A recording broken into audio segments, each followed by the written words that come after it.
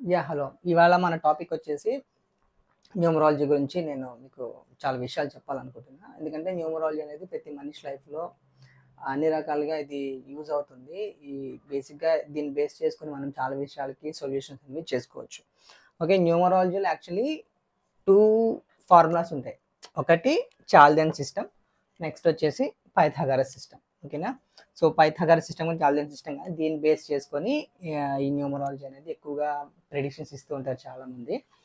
So, ఇక్కడేంటంటే మనం గుర్తుపెట్టుకోవాల్సింది ఏదైనా సరే గ్రహాలనేవి 9 గ్రహాలు, నక్షత్రాలనేవి 27 నక్షత్రాలుంటాయి. 12 రాశులుంటాయి. సో, మనకి దీంట్లో కావాల్సిన మెయిన్ థింగ్ ఏంటంటే ఒకటి name and date of birth.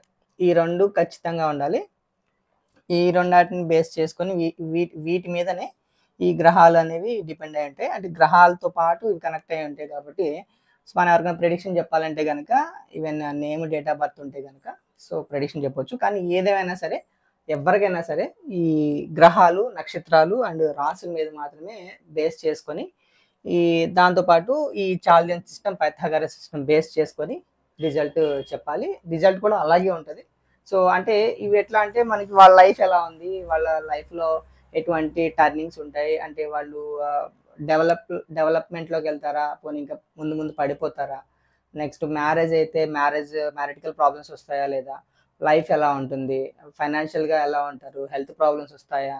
Health problems వస్తే ఎలాంటివి వస్తాయి? వాటిని తగ్గించుకోవాలంటే ఏం చేయొచ్చు అనేవి దీంట్లో చాలా ఇన్ఫర్మేషన్ ఉంటదండి. నేను మీకు ముందు ముందు చాలా విషయాలు చెప్తాను.